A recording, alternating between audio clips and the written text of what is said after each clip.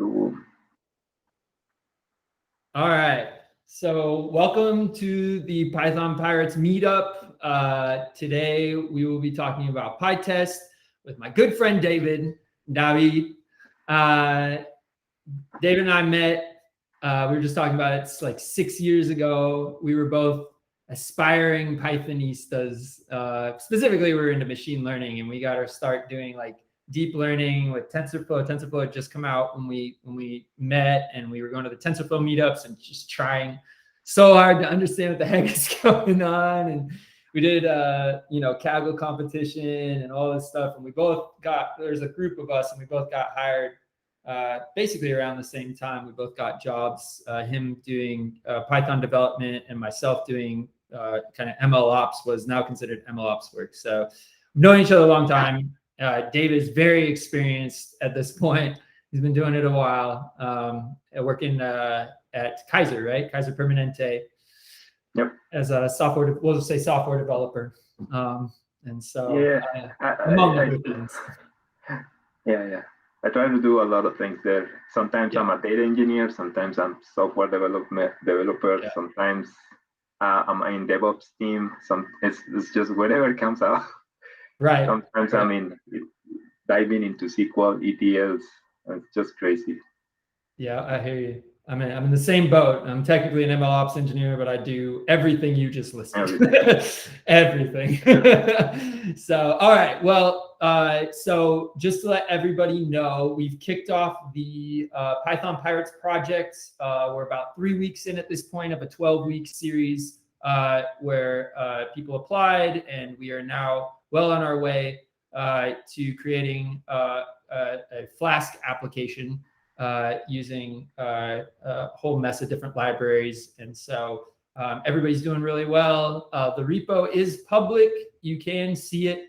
There's nothing there quite yet to speak of, but as we go along, we can give regular updates, and you can kind of follow progress. And at the very end, we'll give a big presentation on that, where they'll present the application that they've developed. So really excited to see really great group, and excited to see what they come up with. So the other thing, Mike Ricker is here. So the other thing I wanted to say is we are finishing up our Python class. We're still developing our Python course, and we're at the kind of end of that. And we are looking for, we're going to be looking, and I'll make it more formal, but we're going to be looking for people who have Python experience and would like to help us to come up with solutions to problem sets so that we can have those available for the group once we launch the course. So if you're interested in helping out to solve problems and get those solutions together, feel free to reach out to myself or Brian Holman through Slack or through email. I'll drop my email in the chat after David gets started, so you can reach out to myself, and also a link to the Slack channel, so you can join that if you haven't already. But without further ado, I know we're already 10 minutes in. I'll let David take over, and here we go. Yeah, thank you, Chris. Yeah, I don't know. Well, there is a lot of you guys that I don't know, never met in the old good times where we used to meet in downtown and get some pizza and some drinks and the good old times. Maybe they will return back. Maybe this year, hopefully. Yeah, as Chris just said, I work at Kaiser Permanente. It's been with them. I've been there with them for the last 4 years, working there in different. It's a migration to the cloud, so we're moving all the cost department to Azure. So we're using all type of technologies, ETLs, automation using Python, using Azure VMs, moving files here and there. So there's a lot of work, and one of the really main topics that we always are talking about and working on is in this automation. How to automate testing, because normally you have an entire army of QA guys that they basically go there, manually test the code. So they just run it. They set up a lot of test cases, and then they just run them manually. But when we want to go to higher environments, like talking about the entire dev process, moving objects from dev to QA to production support, and then finally to production environment, these type of QA testing takes a lot of time. And for a good, healthy, continuous deployment, continuous implementation, is costly, having this army of guys testing each single component each time that we want to promote the code, and then based on whatever they discover, get the green flags to move on the code. So it's a really slow process. So that's why it's so important to have this automated test. It can save money for the company. You don't need that many QA testers. A little bit bad in terms of getting a job into the IT QA. But yeah, it also saves time, saves money. So really important. I'm seeing someone is in the chat saying, okay. Please feel free to, if you have any questions, just let me know at any time. Even as always, if you guys have experience with Pytest and you would like to contribute something or said something about automated tests, just feel free to jump in. This is more like a collaborative environment, so feel free to chime in and let us know those tricks. I'm gonna share my screen. What is that thing here? Entire screen. Yeah. Okay, please let me know if you can see it. Thing is coming. Yep, we can see it. Awesome. So now, the first thing is I prepared this repo. It is in my GitHub. It's about interviews. I like to play sometimes to solving some, these Python challenges that are around when we Google things. Like we have challenges to get into Facebook or now Meta or Microsoft or Google. There are all these type of websites that lead code, I don't know how to pronounce this. Anyway, like Algo Expert, tons of websites like that with tons of different problems in different languages. We have, in our case, Python. So sometimes I like to solve this type of challenges because who knows when an interview comes out, and yeah, we have to be ready to those interviews and be able to solve these algorithms in a really, really short time. They only give like 20 minutes to solve several, as much as possible, problems that we can. So it's just good to play with. I guess in this meetup, you guys have been playing with this Python code. So I'm using some of it for this demo. So all of it, I put it together in these interviews. So I got some problems that are used by Meta in the interviews. I'm not gonna dive in what type of challenges or what's the code doing, but would like to do is once we deploy this or we clone this repository into your machines, you can play with those functions, those challenges, but also see how Pytest work to test what the algorithm is doing. So I wanted to do this like hands-on. So if you guys want to follow me, you can clone this repo. If no, it's fine. You can do it later following the video. So I don't know how familiar are you guys with GitHub. I think there were several times that this meetup touched the topic.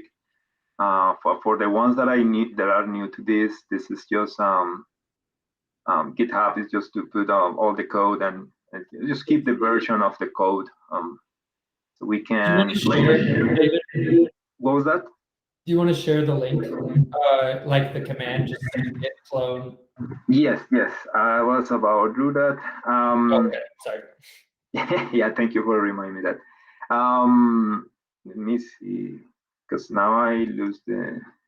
Oh, I have to return back here. So feel free to run this.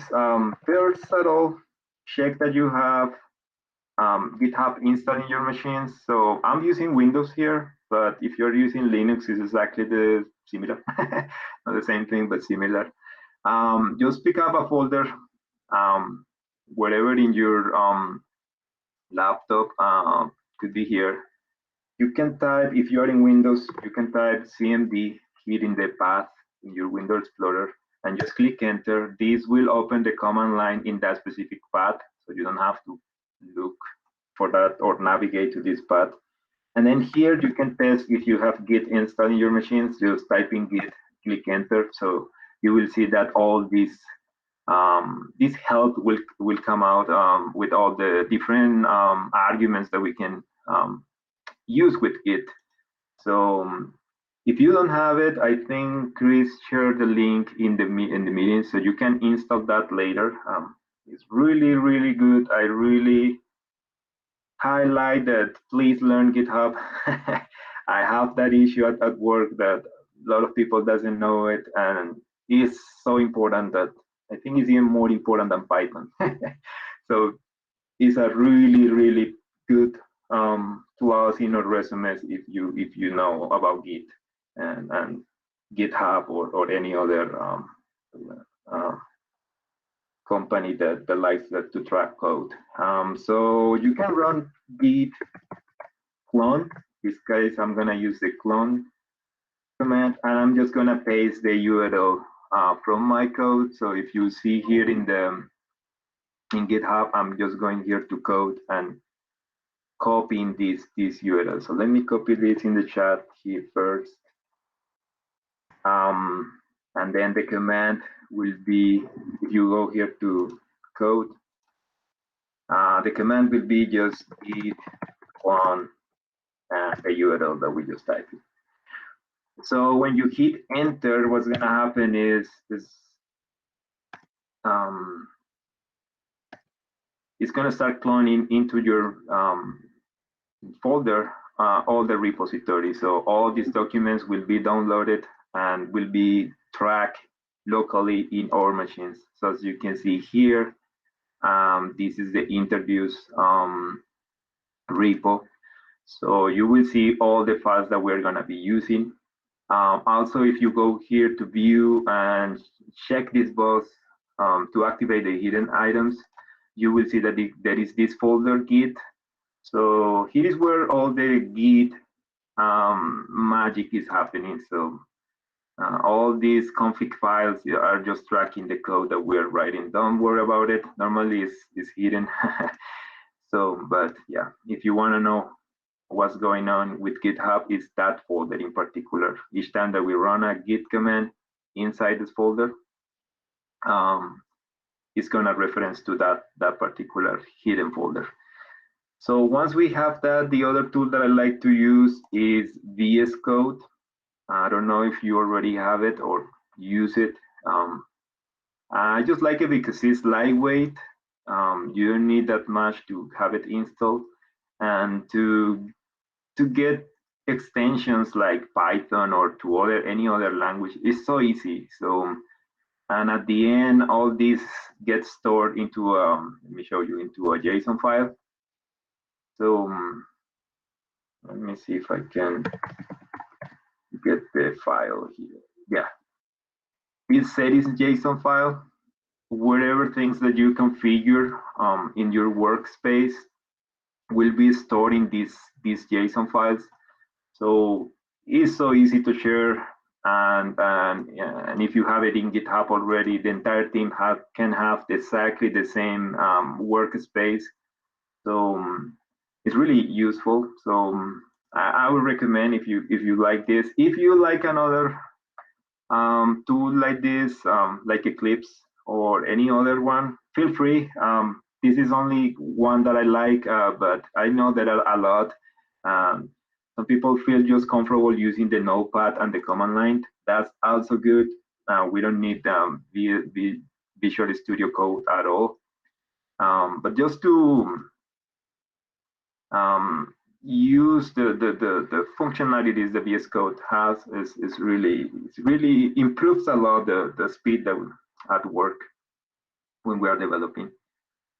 So yeah, once we have this, we can always.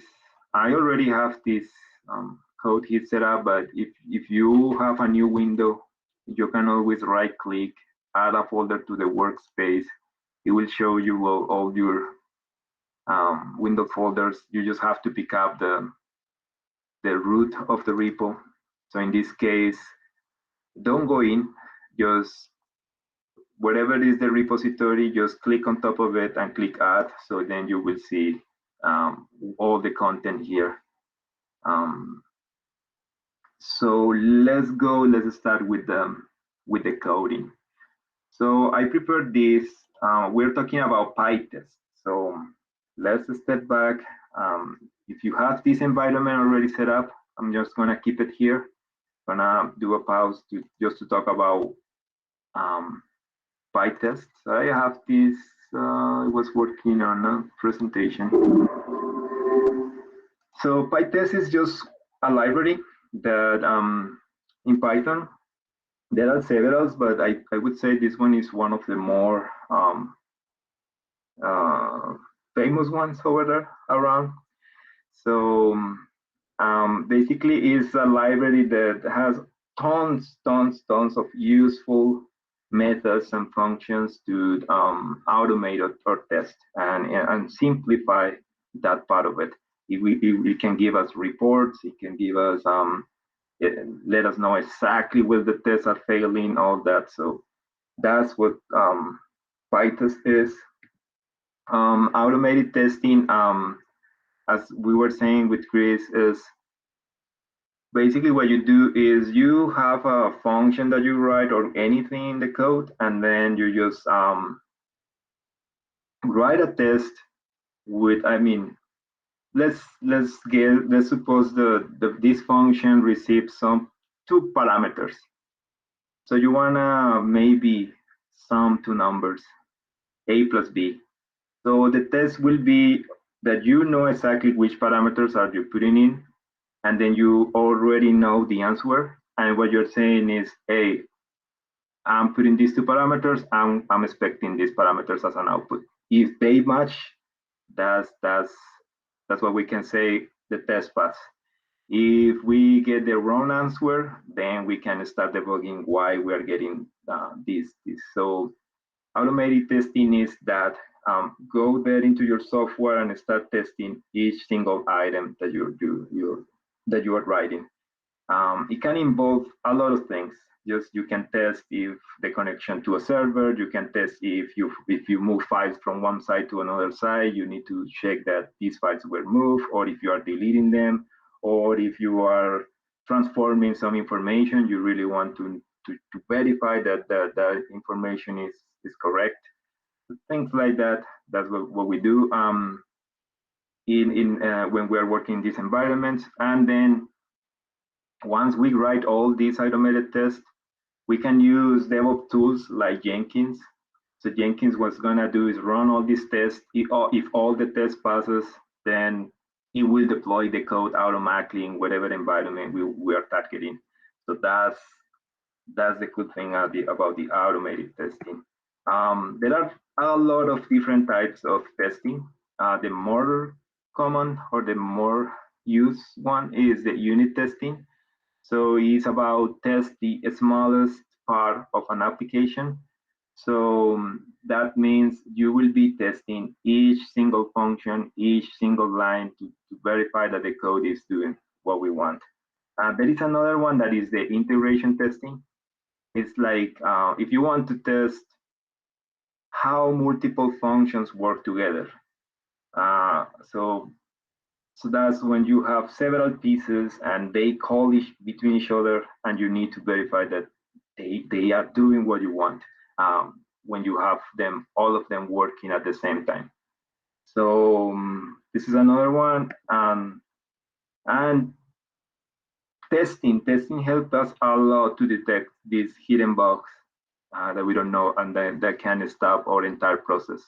So the idea is catch up this bug before it even happens, so it never gets to production or any other higher environment and doesn't affect the users. I would like to stop here and see if you guys are fine, if you have any questions, comments.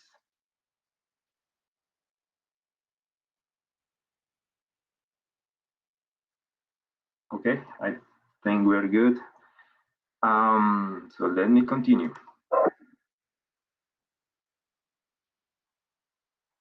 This message is so in the repo that we just cloned. You will see this meta folder here, and in this path I have this coding.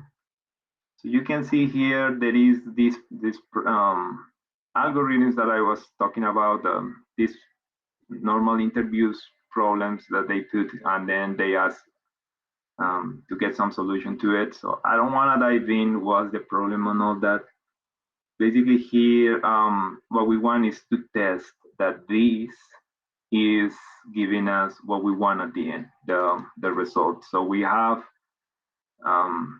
things like this. We have a function, we have an input, a parameter. That parameter gets passed to multiple lines of code to transform or check, and at the end it will give us a result. So I'm gonna create just a new one here just for this, just to show you guys how easy it is. So I'm just gonna add that file. Yeah. So important things to have here. Once we have the repo, in order to activate Pytest, I would like to suggest we can create an environment to isolate our code. In this case, I'm using pip-emp. Let me type it here. This is another library. It's similar to Conda. If you guys are familiar with Conda, to put all the code in within. So the cool thing about this is you can see here in this pip file the libraries that I'm using. So you can see I'm using Pytest and I'm using Pytest coverage, and I set these versions. The other thing is in this pip file log, these are the main libraries that I'm using, but pip file log, these libraries also uses internally another libraries with more versions. So this pip file log logs all those versions. So as you can see here, there are tons of libraries and they're different versions. This is important because if we're working with a team and sharing this code, it's important that all of us have exactly the same code, the same Python version, the same libraries, the same, even if we have internal main pipeline, main libraries, we have the correct version, and also these underlying libraries also with the correct version. So it's really good to share environments. Also, we can always select here the Python version. So I'm using the 3.9. You can use any other one. If you already have it installed in your machine, you just change this version here. The other thing, if you see here in this repo, you will find a deploy.bat file. This is for Windows, or you will find the bash file if you are in Linux. Both of them works. Basically, this is to install pip-emp, this environment where we are gonna isolate our code. And then we are setting this global environment variable. We are just setting it to enable. So when we hit pip-emp install, what's going to happen is inside of our folder interviews, it will put the environment. So you will see the isolation of the code and the Python version and all that will be in this folder. So all the different libraries that we are going to be installing, like Pytest, will be inside here in this environment. So we can have maybe, I don't know, Chris, maybe another meeting about environments if you haven't touched that part. Yeah, we've touched lightly on it, but never officially done a meetup. So if you're down, man, that'd be great. Yeah, I can explain why it's so important and how to use it. But in this case, you can start getting familiar. Just use the usual pip install. Oh, what is that? I lose it. The pip install pipm. You can set this variable and then you just run this command pipm install, and you will see that the environment will be here inside your project.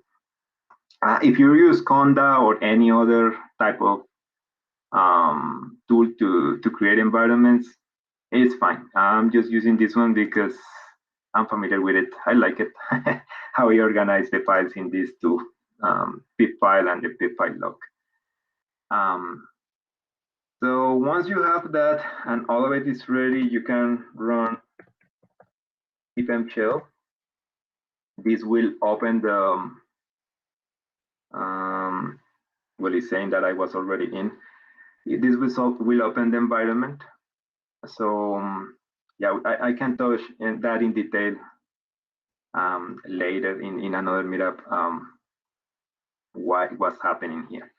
But basically what I want to do here is check if I have Pytest installed. So you can always use this pip show Pytest, and it will let us know that, for example, I'm using the version 7 and it is installed, as you can see, in my vim and then my virtual environment.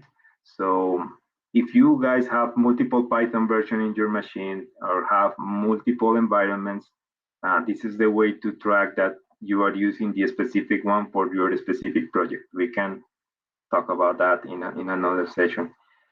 Once we have that, we can, if you don't have it, it's the first time, you can always run pip install Pytest. And when you hit enter, since we are already in the environment, we already activated with shell, it will install Pytest in this specific environment. I already have it, as you can tell here, with this pip show Pytest. So I don't want to touch that. And that's it. Once we have it, we can run just Pytest. And as you can see, the tests that I already wrote are coming out here, and it's saying each file, how many tests we have, and the percentage of them that already passed. So let me show you really simple here. I'm going to create a function here, really simple, A and B. And then we're going to have this. And then let's just return A.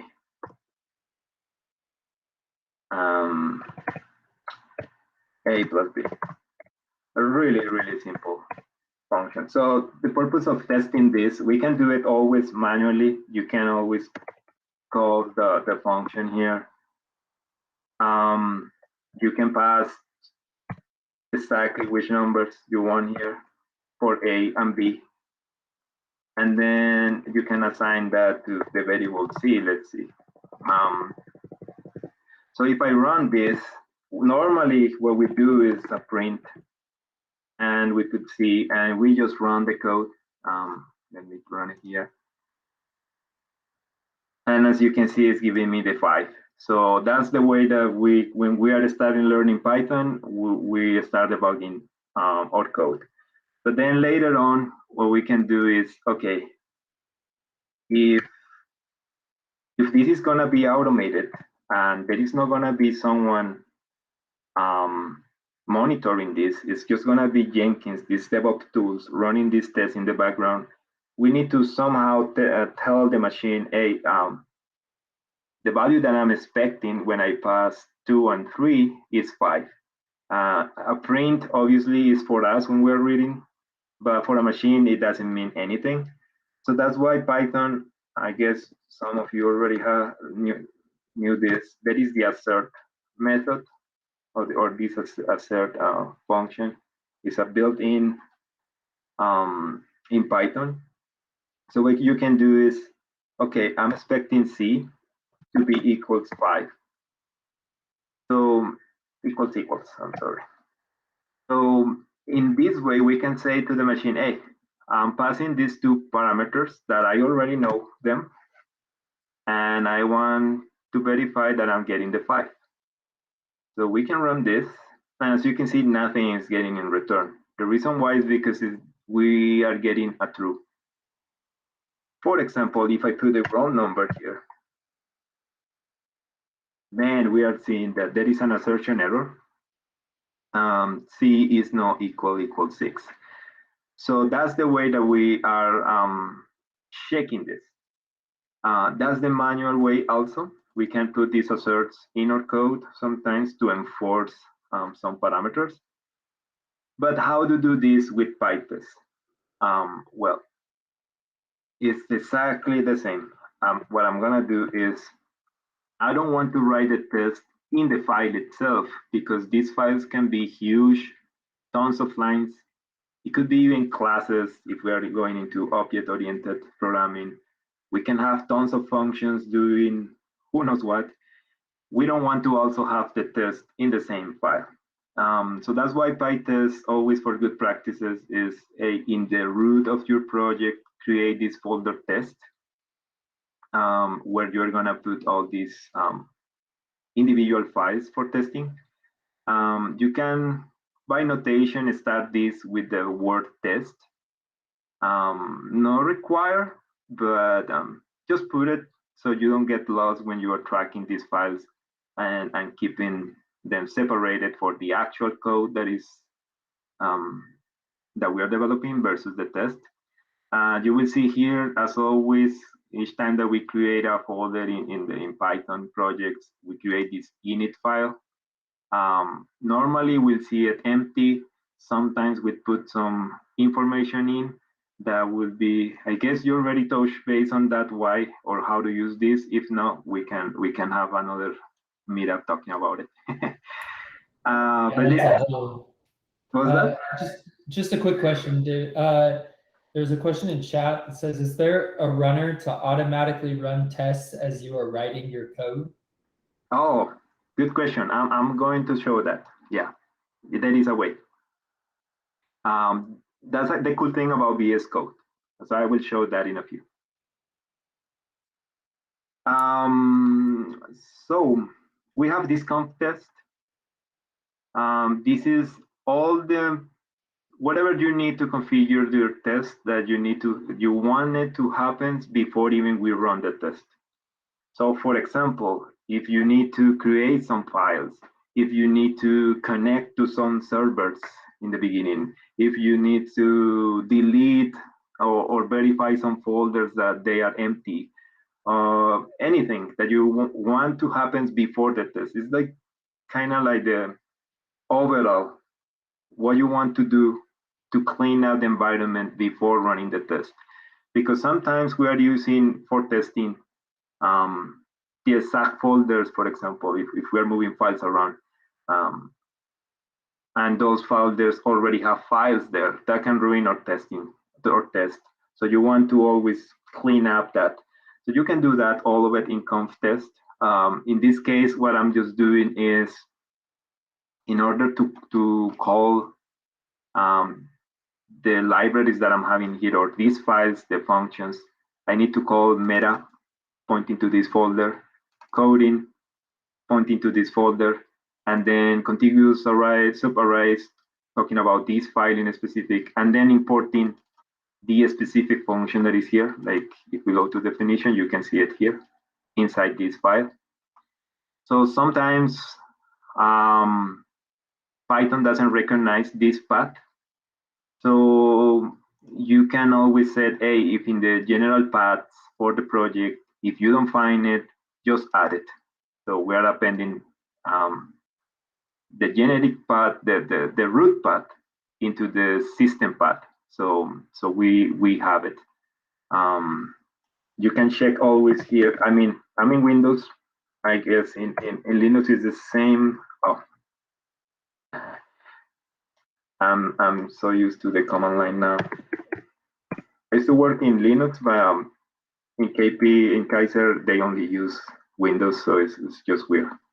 You just adapt whatever they are using. So you can see here in path, when you just type path here, all the paths that is currently tracking your project. So as you can see here, meta doesn't exist here. So you can always add it. This path is this list. So you are just appending the path that we're getting from here to this variable, this global variable in Windows. Same idea in Linux, exactly the same. So that's the only trick that I'm using here. So I can, when I'm running the test, I can call this path and get access to my the functions or whatever I want to test. So I want to write a test for this add.py. So it's just as easier to put here test. I'm gonna test zoom, and that's it. Then I can import it. So meta coding. So all the path, you can see the VS Code automatically detects all of it, so I don't have to type it. I can import the function that I just wrote. Some. Let's put it here. You detect it. So then what we have to do is write a function for testing. I'm gonna set test. You can put any name, just for notation or good practices. Put the word test here in the beginning, but after that you're free to put whatever. I'm just gonna put some test some AB. I don't have to put any parameter here. And then what I'm gonna do is exactly the same. Call the function, pass my already well-known parameters that I was using, that I know I want them as an input. And then I'm gonna assert, and I want to say, hey, I know the adding these two numbers will be 5. Once you have this, we can run the test. So let me delete this sum here. So if I want to run this, there are different ways. One, the old way, command line. If you love to use the command line, just type Pytest, and then you can, if you put a Pytest as it is, it will run all the tests, whatever is within this folder. Pytest will automatically will detect this and run them all. If you only want to run the specific one that I just wrote, you just simply have to pass Pytest here and then specify the path, because we're in interviews path in the global one. So we need to point where is our test, and then just add the name of the file we want to run, and you will see it will only run exactly this test that we just wrote here. For the other question, if I'm writing this and I want to test it right away, if you're using VS Code, the cool thing is the extensions, this Python and Pytest, already have in within this testing option for Python. So as you can see all the tests. It detected all of them automatically. So in this case, I just wrote this one. It already detected here, and it gives us two options. We can run it right away, and it tell me, okay, it passed. Or the really cool one that I like to use is the debug way of doing it here. You can put a breakpoint at any part in your function, And if you see here, there is the icon for debugging. So when you trigger this, you will see that it will stop exactly in that line. So if you see here, we can go line by line and check what's happening. So as you can see, it went through the my function. You can always put the mouse on top. It's saying the values that I'm getting, that I'm passing. You can see the local here. If there is any global variables, you will see them here. The other cool thing here is if you have this A several times in your code and you want to track it, you can always right click, add to watch. So this watch section here, you will have all the variables that you really care and you can ignore the rest if you're tracking down what's going on. And also you can track here all your breakpoints. In this case, I only have one. So as you can see, that's really useful. When you have a huge, massive code with thousands of lines, this is amazing. This is just save you a lot of time. So as you can see, it already run. It already got the file assigned to this C. It's 5. Then it's gonna compare, and at the end, it's giving the no errors, one passed, and the time that it took to run it. This time is really, really cool to check because if you have a function that is taking forever, maybe you need to start analyzing how to improve the performance of it. Yeah. So any questions until here? I can't see the chat. Okay. Please, Chris, if you can give me a hand with questions, if you see them there in the chat, hey, let me know. Yeah, I'll jump in. Yeah, there is another way of debugging. So, for example, this is a little bit outside of the topic of Pytest, but if you are interested in this, you can always create a file. I like to do this all the time. Put the name wherever you want. Normally, it could delete me. So I remember that this is just fake. Same idea. You can, let me just copy the test. This thing. In this case, I'm not gonna run like a test. This is outside Pytest.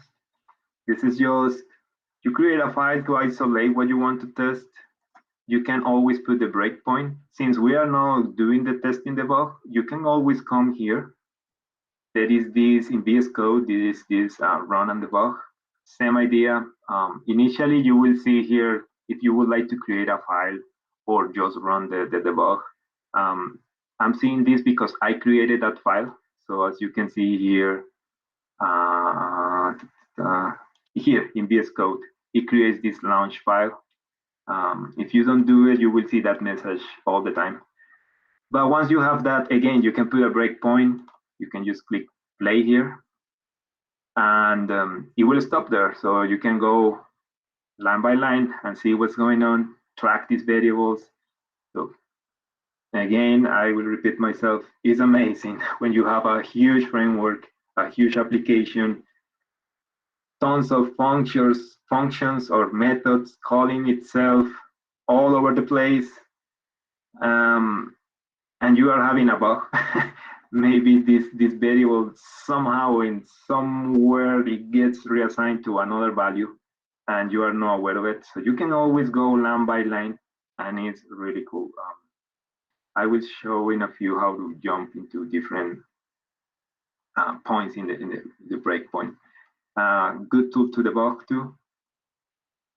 Let me go to some to show you more potentials in with Pytest. So here, for example, you can put call the path, the specific function that you want to test. In this case, you are just putting as an input a list of integers, and you getting as an output another list of integers. So you already know that this is expected, this is what you wrote, or this is what you wanted to happen. So there are several cases. What happens if I put another list? Or what happens if the user puts an empty list? And then later on, what happens if someone puts the wrong, instead of a list, they put a text, for example, or an integer. So let me run this test here. So if you click here, it says that it passed. You can see the green.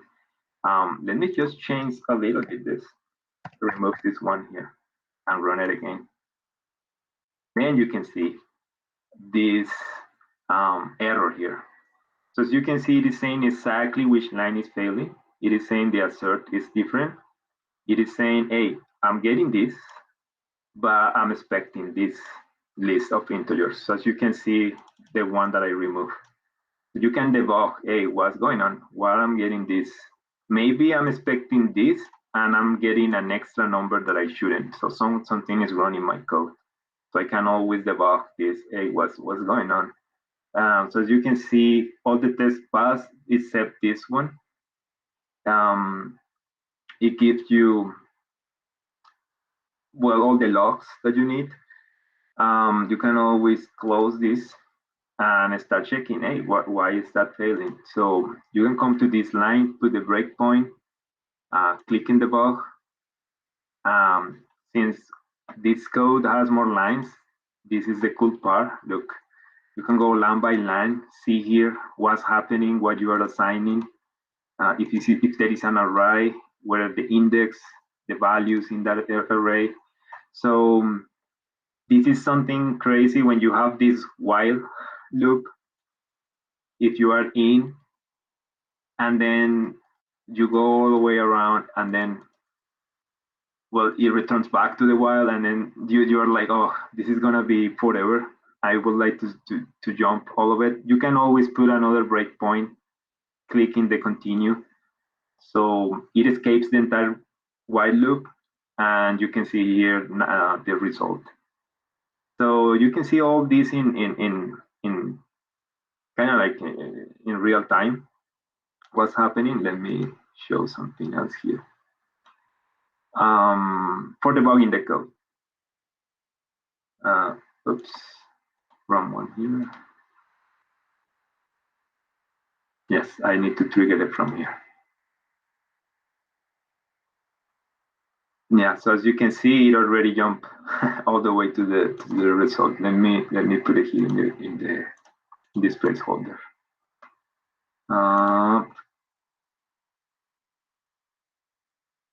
Debug again.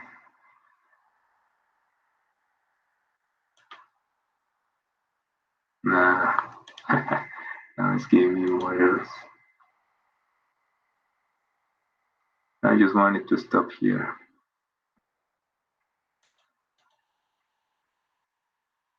There we go. So as you can see here, if I go into the while, you can see here what's happening. So you have this placeholder, whatever it is doing, you can always see what's happening, even how your variables are getting incremented. So you have I set to 0, it goes to 1, some resetting some variables. So you can see and understand, like, this is really important when you are starting a project and it's really mature, and they just give you, hey, this is the repo, this is the code, there is a bug here, you are the expert, go and figure that out. And then you don't have any clue what the code does, how that works, and all that, because you are new in the project. This is how you go, or this is how I like to go, line by line, and start understanding what's going on with the code and how all of it interact. So that's something. Let me stop all this. I think I clicked too much that. So let me return back this to the correct expected output. there is a bug. It's giving me a red here. So what happens if you want to prevent users to put the wrong input here? You can always add these two lines in your code and verify its instance. I am receiving a list, so that's why I'm using this not here. So all this is giving me the list. If it is a list, keep going, right? But if it is something else, like an integer or a string or whatever else, anything else, writes this error. You can force it. You can choose the specific error. Could be a value error, type error, anything. And then you can also provide a message for the user. You can basically put anything here. And then what happens if you want to test that? That's why you have this. Let me remove this. You can fake it. What happens if the user passes a string, could be whatever, as an input? And then what I want to expect is this. So let me see. What should be the output? An empty list, or I would like that Python writes as an error. So in this case, I want to see the error. I want to see that, hey, I need to write an error when that situation happens. So in this case, my test failed because it detected someone passed a string. So that's why you can detect these errors before you even deploy the code in another environment. Once you have this tested, what you can do is, let me comment out this too and open this one. You can say, hey, when I'm using the function and I'm using a string, what I'm expecting from my code is write this type error. So you can also bypass that. So Python is saying, Pytest is verifying that, hey, it is writing the error. So really cool for that. How are we doing with time, Chris? We are good. We're coming up on 6 o'clock, but we're cool to go a little bit over if you want to keep going. Yeah. I would like to just show a couple things more and see if you guys have more questions, because this is just an overview of what's Pytest, how that works, how we use it. Later we can go deep. It can go deeper and deeper. There are other cases. For example, Pytest allow you to create this setup function, a teardown function. This is in the case that you want, we saw this conf test. You want an overall for all your tests. But what if you need a specific thing for the specific function or functions that you want to test, isolated into only for that file, only for that different functions. So you can always this setup function, teardown function. So you can create here, for example, a file. You can create the connection to a server, anything. And then you run your tests once you have those files or that connection done here. Once you run all those tests, at the end, you can delete these test files or close the connection. So you can always use these two. Really, really useful. You will see it a lot once you start going deep into testing. Really useful for specific cases. There are other ones like, Pytest can also be written into object-oriented. So you can use always classes. It's kind of the same if you see here. You can either write the function separately or put it all the way into a class and use methods instead. You also have the setup class instead of the setup function. Exactly the same. You can set up the initial, and then you can also have your teardown. So you can set up that too and run your two tests in this case into this class. Personally, I use that a lot of these classes because I like to use the selves. So I can set up here in the beginning specific variables or anything, and then reuse it within these functions. So I don't have that much redundancy in my code. But it's on you guys. It also depends on the project, depends if the team agrees to it. There are a lot of things to come to this point. But it is possible also to use classes. The other one that I want to show really fast is, for example, what happens if you have these input functions, like, let me go to this one. So here, this function, what it does is kind of like encrypt a value. You can analyze this later. But what happens when you have this case? You have a user and you want to insert a password and then a rotation factor. So based on that, it will encrypt that password. But as you can see here, you are asking for the user to pass these inputs. So that is always the trick. Hey, how can I test this? Because manually I can do it. I can just run my command line here and put these two values and get my output. But if I'm running in the automated test, I need to say that to the machine, hey, I'm expecting the user to pass this password, for example, and if I put as a rotation factor 5, I'm expecting to get password encrypted and what's the encryption. So the way of doing that is Python. Pytest has already implemented this monkey patch. So with this, you can mock any value, any attribute.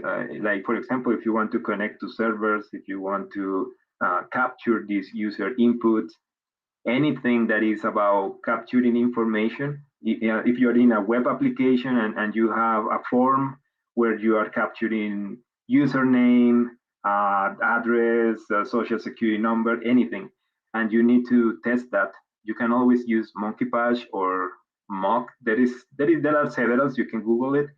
But basically here I can say, hey, this is my password, this is my rotation factor. I can put this into the answers. Here what's happening is, in this iteration, is going by one and putting that into the attributes. So I'm taking here that user and I'm getting this answer. So that's what I want to get. You can always use that to fake users. Really important, if you're using this setup class, you can create tons of users. You can go up to whatever, millions users, and then use this technique with the monkey patch to pass them through and see if all type of users and inputs, what can break your code. Like when we're in a form, there are tons of things that can fail. Users can put an abbreviation of a city or the entire name of a city or typos or anything. So you can create all these different test cases and use monkey patch to simulate that user behavior. The other thing to close this is, in the beginning I mentioned I installed Pytest coverage. I love this another library. The reason why is because it creates a report of your test. So let me show you. I have here these commands. You can always come here and check this. So look this. If I run Pytest and then I use these arguments coverage, and I'm just wanna pass method here. So if you see here, it gives me this report. So it is saying, hey, each of my main files, I only tested 53% of it. So 70 lines I tested, I missed 33 lines. So I can go file by file in all your super huge framework and verify how much is missing to automate the test. So as you can see, I'm missing a lot. These files, this one is empty. This one I just created is just one line of code. So of course it's 100%. But when you have files with thousands of lines, hundreds, really useful. There is another one that is this, why I love it. This is an overview, but you can always use this command, coverage report, and put it into an HTML. So when you click this, what's happening is Pytest is running all the code, all the tests. It's giving you this report as usual, but as you see here, there is this new folder, HTML coverage. So let me open this in the terminal. Oh, no, in the terminal. What am I doing? In this file explorer. You will see this, each time that you run that command, all these files will be generated and updated. So if you go to the index, you will open in your whatever browser this beautiful report. So it's exactly the same that we were looking in the here. Sorry, I have a new one here when I run it. But you can see the overall coverage. You can go inside the file, look, and it's telling you 33 lines were missing, 37 we run it, 0 were excluded. So you can see exactly which lines got touched. As you can see, I tested line by line, and then it's saying in red which lines I'm not testing. So normally by standards, I would like to say we like to cover more than 95 to 98% of the code. That's good enough to go to production. Below 90%, I wouldn't go. I would spend more time in this. But this report let you know exactly which lines you are not testing. Really important when you have a huge file, tons of functions, they interact within each other, and you have multiple developers touching those functions. Sometimes it gets crazy because there are different style of coding. Some developers doesn't read the code and they just write their own functions. So then you have 3-4 functions doing exactly the same, but it's just the developers were lazy to reduce the one. So they created their own. So you can detect all of it here when you run this. You can see, hey, was this not getting tested? Am I really calling this function anywhere? Why it's not happening? Or why some lines are getting skipped? So that condition is never getting met. Like for example here, if it is different than 0, maybe we call this hundreds of times and we never go in. So we need to write specific tests to reach this point and to see, hey, why is not my code not going there? Maybe I don't need that line at all, or maybe something bigger is happening and I'm not reaching this point. So really, really cool to see this. You can go file by file and understand exactly what's getting tested or not. So yeah, I don't want to go too much over your time, guys. If you have any questions or anything, we can start talking about them.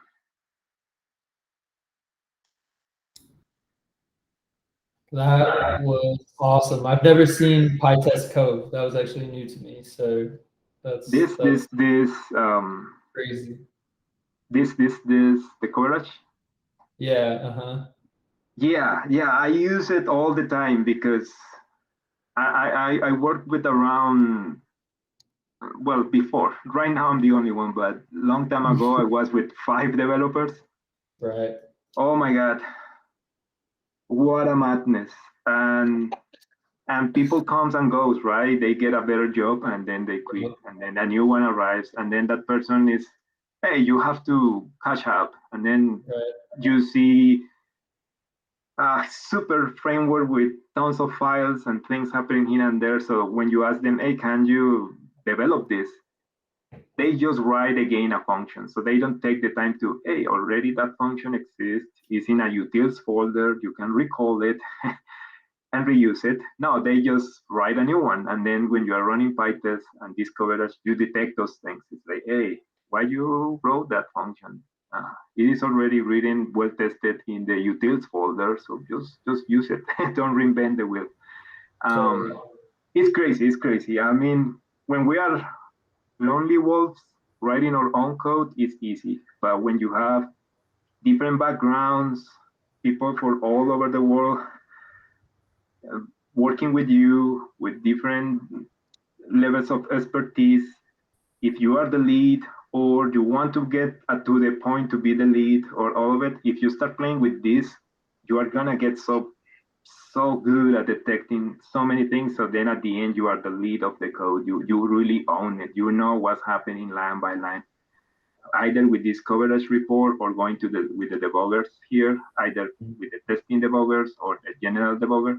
You know exactly what's happening in each line, and you can go one by one and really be the expert. Eventually, you will see that an error happens, and you just read the logs. I know exactly where. I know exactly the line that's causing that issue, and you go and kill it. So you solve an issue in 10 minutes, something that can take hours or days. So yeah, really cool. Totally. Yeah. The lesson here, folks, is stop using the print statement, start using debugger and test, because it's so much better. Well, the print statement, good when you are doing POCs, really fast answers, or using Jupyter notebooks. Yeah, go kill it. Get really fast your answer.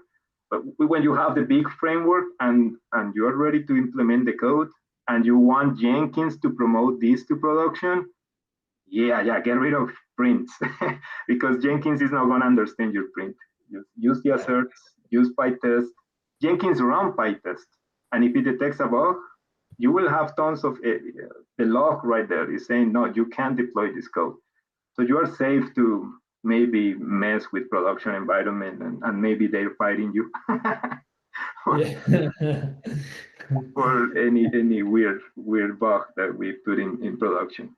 Right. Yeah, you can be deleting social security numbers without knowing, or credit cards, or who knows what, and that can be a big problem. Questions. I would like to hear some thoughts. I have a quick one. That was excellent. Thank you so much. Just Yeah, really small. Can you copy paste that command for the last one to write to HTML in the chat? So I didn't. Yeah. It is. Oh, it's really cool. It is really small. I can't see. Thank you. Yeah. No, all of it is in the repo. If you clone it, if you see here in the pip file, when you run any of the deploy files in either in Windows or in Linux, when you hit the pip install, it will come to this file and will install for you these two. So you will have Pytest and Pytest coverage. No.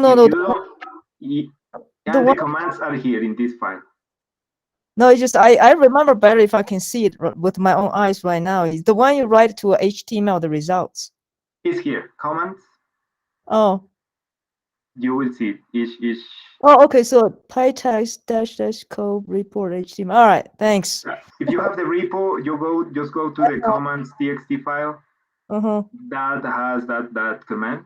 Okay. Just be aware that you need to have this library, the Pytest cop.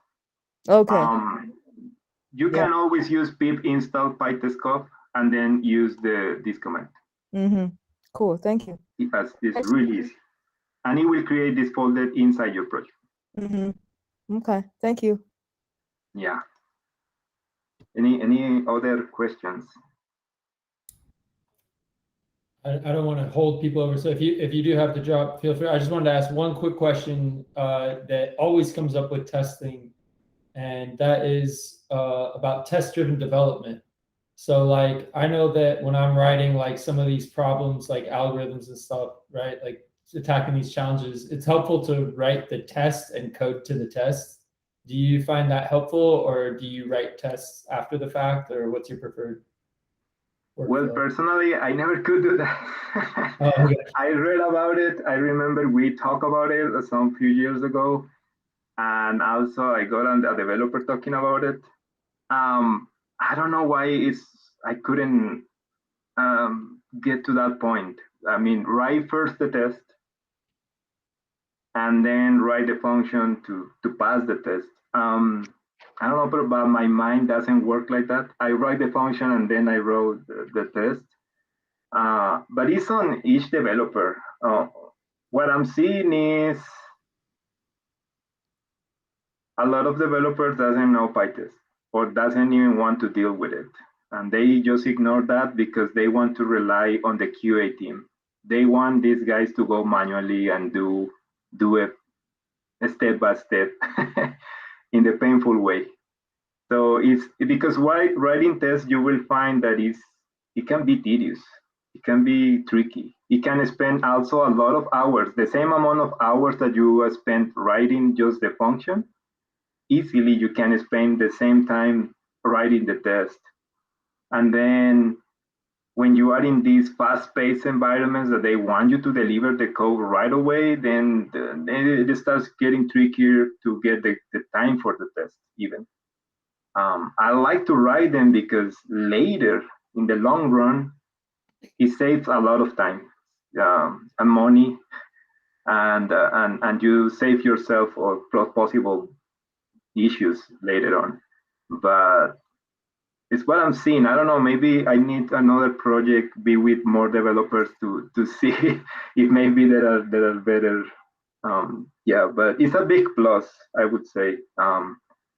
Really, really recommended these skills: GitHub, Pytest, login, the environment, isolate your code, all that. We can touch each of these topics in another sessions and show more tricks because there are always tons of tricks that will help you a lot.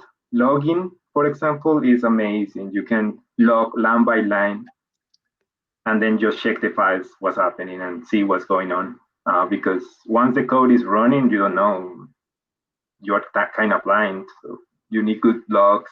Even if you have Pytest, even if you did all of it right, maybe there is something so crazy that you never ever consider. And the logs will tell you that. So a lot of things to learn around it. But yeah, I never could do that. Yeah, it's something I don't use it all the time, but I find it helpful in certain situations to write the test first because I know what the outcome is supposed to be, and then build a function around it rather than trying to just hack away at a function or whatever, write a class or whatever I'm writing at the time. So I was just curious. I would say the important part is get the test, no matter how. Just get it. Right. Yeah. As long as you're testing, that's the important thing. Testing, save yourself a headache. For sure. Yeah. Cool. Well, right on, David. Thank you so much. That was super, super helpful. I learned several new things. Really excited to use Pytest coverage. I know that. VS Code, debugging, all that is really cool tricks. Definitely. Love the debugger. Absolutely agree with everything that you've said. So yeah, it's either 5 hours debugging with prints. Exactly. Or spend 20 minutes just going line by line and checking the variables on the side. Yep. It depends. It's on us at the end of the day. As much tricks we know, the better. Yeah, I don't have anything else. Chris, I can plan with you maybe on other sessions to touch base in other topics. That sounds great. Yeah, we'd love to have you back for sure. Yeah, please, guys, if you have any feedback or you're interested in something else, or you would like to go deeper into this or have a challenge, or if you go to the repo and you would like to understand more what I did there and how that's working, just feel free to text me, the chat, or mail me, or whatever. Yeah, I think you're in the Slack channel, correct? I think so, but I don't know if you ever check it. No, it's been a while. All right. But I can join again. It's been a while, but I can join it. Okay, cool. So yeah, I think David's still in there. If you guys tag him, I'll bug him to check the Slack channel if you tag him in a post or something. But all right, we're up on almost 20 minutes over. I'm gonna call it. And David, thank you so much for agreeing to do that. Really looking forward to having you back. And thanks everybody for coming. And have a great night. Yeah, thank you all for your time. All right, thanks. See everybody. Bye, everybody.